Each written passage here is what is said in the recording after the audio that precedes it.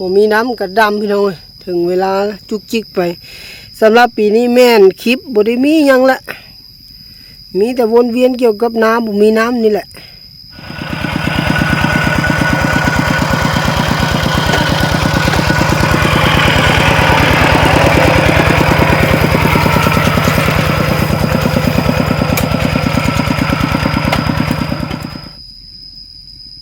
ยิ้มลูกยิ้ม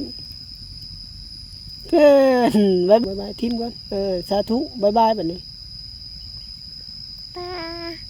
ป้านับหนึ่งวะลูกนับหนึ่งหัวชิปไว้2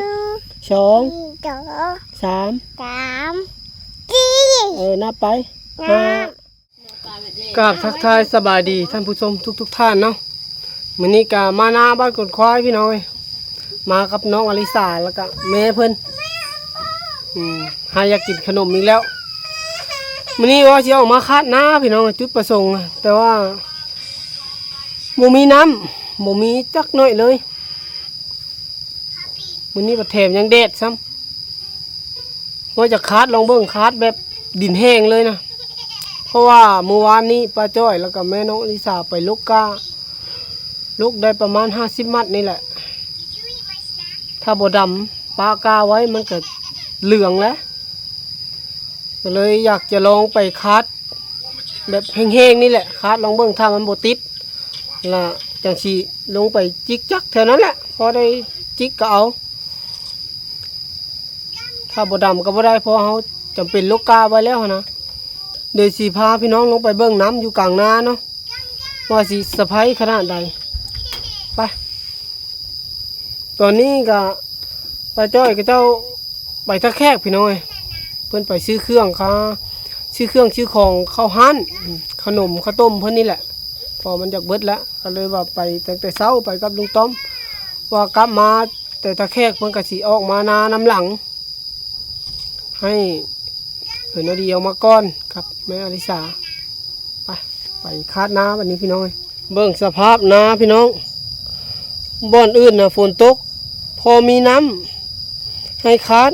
แต่นาบ้านกุนควายหมูมีจักหยด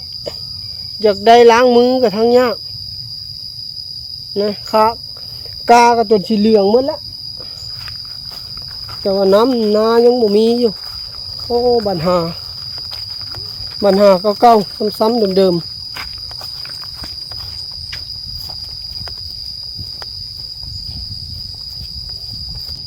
เพราะว่าดินนี้มันก็ยังบ่ทันอิ่มน้ำเนาะน้ำก็เลยบ่อยู่น้ำมันไปใส่รถไถก็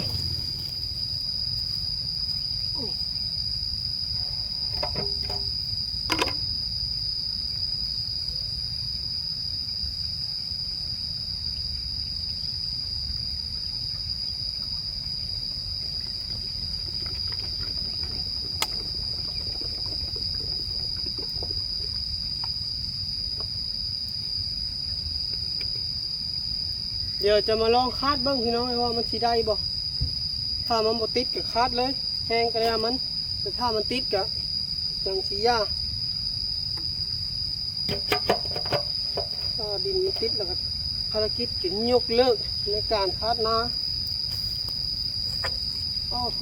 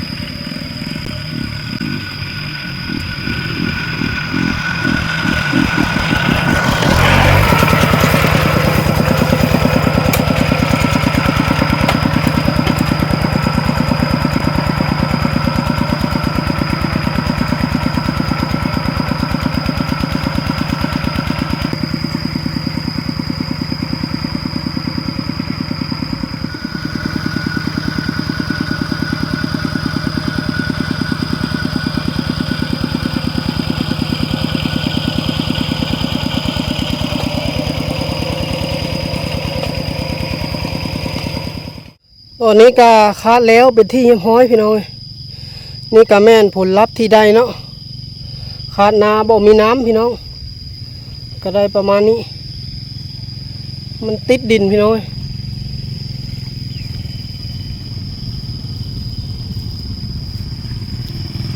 ดินมันติดแห้งบ่ไหวดินติดตีรถ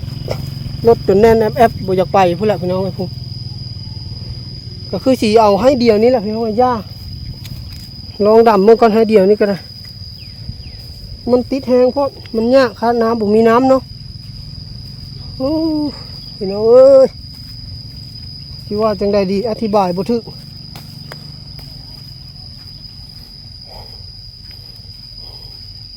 ปีนี้เป็นปีที่แบบเฮ็ดนาที่แบบแปลกๆนะแตกต่างหมู่หมดปีตะเก้ายังมีน้ำมีในปีนี้บ่มีน้ำเลยมึงสภาพติดรถมันคุออกแล้วนี่กันมันติดคาติดอย่างโอ้เป็นแน่นพี่น้องเสียงรถบ่อยากไปพุ่นละเอ้าขึ้นไปพักผ่อนก็พี่น้องซ้ำนี้แหละวันนี้ตอนเช้าเนี่ย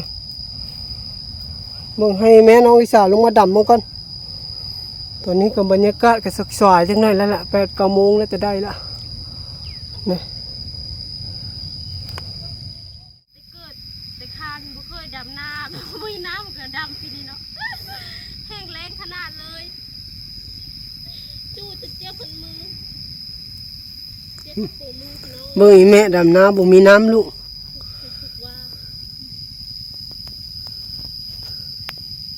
บ่มีน้ำก็ดำพี่น้องถึงเวลาจุกจิกไป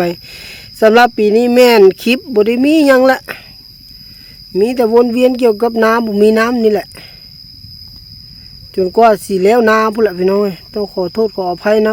ำก็ฝากเข้ามาติดตามรับชมเพื่อเป็นกำลังใจให้น้ำดำนาแห้งแล้งดำนาโคกเนาะมากันส่งแม่ลูกมื้อนี้สบายดีลูกสบายดีเฮาสบายดีไว้ลูกไว้สาธุวันนี้มาครับน้องอลิสาพี่น้องมื้อนี้เพิ่นมาเป็นกำลังใจให้แม่เพิ่นดำนาเป็นกำลังใจให้เด้อแม่เด้อวันนี้ไว้ลูกไว้เป็นกำลังใจให้แม่ไว้เห็นอันนั้นแหละกำลังใจ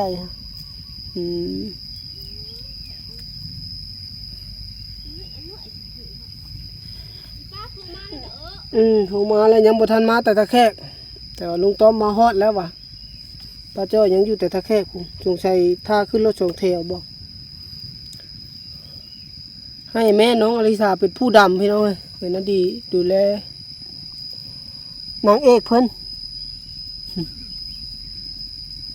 ยิ้มลูกยิ้มเพื่อนบายบายไว้บายบายเลยลูกบายบายทีมก่อนสาธุบายบายแบบนี้บายบายแบบนี้นับ1ไว้ลูกนับ1หัวชิปไว้2 3 4นับไป5 6 7 8 9 10 1 2 3 4 5 7 8 9 10นับเองนู่นนับเองเลยนับผู้เดียวเลยมาลูกมาโบเฮ็ดลูกโบเฮ็ดนับ1เลยนับ1โอ้ล้ม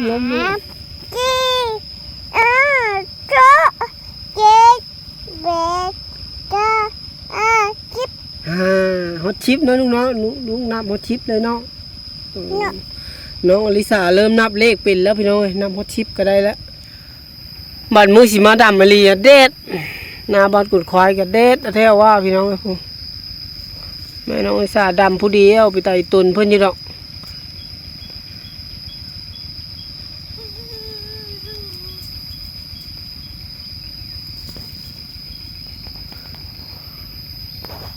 สภาพดำนาไม่อยากจะคิดจังสารไม่อยากจะคิดจังสาร เฮ้ยแค่อย่างลูกมูขึ้นไปท่าเที่ยงแล้วเอาลูกขึ้นไปอยู่เทิงปุ๊บยานอยู่นี่มันแดดไปลูกไปขึ้นไปเอาไปน้องอลิสานั่งท่ากินต้มไข่พี่น้องเดี๋ยวมาเบิ่งหม้อต้มไข่แบบฉุกเฉินเฮาอันนี้ก็จะแม่นหม้อต้มไข่เนาะพี่น้องหลังจากที่เฮาลืมเอาหม้อมาไข่หน่วยเดียวพี่น้องเอ้ยกินแนวกินง่ายมื้อนี้แม่นมีไข่หน่วยเดียว3 คนกินแบบประหยัดตักหนาหม้อต้มไข่ก็ได้ปลากระป๋องนู่นเนาะเอามาเป็นหม้อต้มไข่ได้เฉยจังน้อยพดรู้จังน้อยชุกดีใจที่ได้กินต้มไข่เนาะลูกเนาะตอนนี้กับไข่เฮาก็ชุกเป็นที่ยำห้อยพี่น้อยนี่กินเลยลูกกินเลยมาเบิ้งมาลูกออกมาพอเบิ้งนะเดี๋ยวเอาลูกเอาไปกินน้ำอันนี้ไปตั้งน้องปั่นแม่กินน้ำเด้อแม่กินข้าวนะลูกเฮ้ยกินข้าวน้ำลูกเลยฮะเหมือนละฮะขอโทษที่บ่ปีกล้องเนี่ยพี่น้องหัวว่ามาบ่มีน้ำล้างเลยบ่เว้าเลยนะมาไปเอาน้ำมาลูกน้ำล้างมือให้แม่ได้ตัวนี้ก็ได้นะน้ำกินเนาะกินก็กินอะไรได้ล้างมือด้วยน้ำมันคือจะพี่น้องกินข้าวกับไข่หน่วยนึงลงกับน้กับน้ำผมมีน้ำเดี๋ยวน้ำมาอันนี้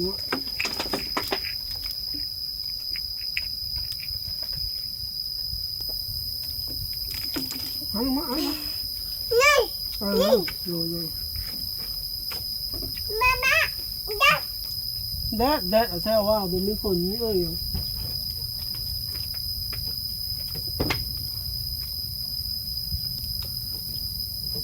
เจ้าเบื่อออกมาแล้วมันยังอื่น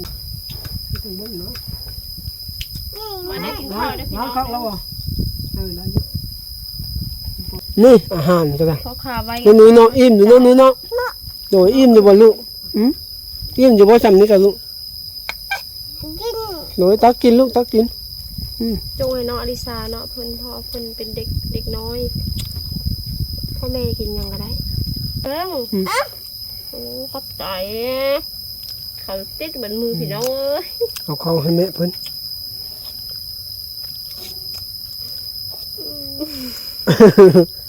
สู้ๆจ้ะอย่าด่ามาเด้อว่าเป็นไงคือบ่เอานะกินน่ะมาบ่มี1บ่มี2คิดว่าป้าจ้อยเพิ่นสิมาไว้หั่นนะพอเพิ่นมาแต่ตลาดเพิ่นสิซื้อในอยู่นะกินมาไว้ว่าแต่สุดท้ายเพิ่นยังบ่ได้ขึ้นรถยังบ่ทันมาซ้ำเย่เลยเนาะก็เลยแย่เลยก็เลยดีเอาไข่หน่วยนึงมานาขัดซันแล้วบ่มีเนื้อกินคันได้ขี่รถกลับไปก็มันทางก็คือเห็นนั่นแหละคือพี่น้องเห็นนั่นแหละทางไงเปลืองน้ำมันเลยบ่มีน้ำมันช่วงนี้น้ำมันแพงนะประหยัดนะก็กินไปก้อนย้ายไปก้อนมาจะเอากินมากแล้วค่อยมากลับมาเฮือนอะไรก็ได้ตัวแรงไม่ได้ดำซ้ำเพราะว่าช่วงเขาตัวแรงดินแข็งมันแดดแห้งเลยเอารถเข้ามาเลยซะบ่งบอกสภาพพี่น้องหลังจากมอนเฮือนแล้วก็ตัวเลยจีดินดอกเพราะว่าจีได้น้องอลิซาก็สวยพอเพิ่นเพราะจีได้เอาหันน็อตออกเปลี่ยนตีนยางเอามือเฮือนเนาะถ้าว่าเป็นอย่างคือบ่เอาน้ำชีดบ่แม่นเฮือนเฮามาบ่แม่นเฮือนเฮาเนาะเฮาบ่ฮู้ในเสียบเพราะว่าเฮือนเฮาฮู้ในเสียบเพราะว่านี่มาเข้ามาเฮือนผู้เฒ่าพี่น้องเป็นไปดำนาแล้วผู้เฒ่าก็เลยได้เอาไม้นี่จิ้มเอาซะตามซาพอได้หันน็อตออกมื้ออื่นน่ะว่าสิหาโป้มไปดูดว่าจะเอาไปดูดน้ำน่ะคาดเอาถ้าว่าสิมีโป้มว่าซั่นซะหาเช่าหายืมนั่นแหละถ้าว่ามีบ่ยืมบ่เช่าถ้าบ่มีแล้วก็โจ๊ะชั้นนี้พี่น้อยถ้าฝนมาพุ่นคือเก่าหั่นละสำหรับอีพีนี้กับบ่มีอย่างไรพี่น้อยขอจบไว้ชั้นนี้ก่อนเนาะ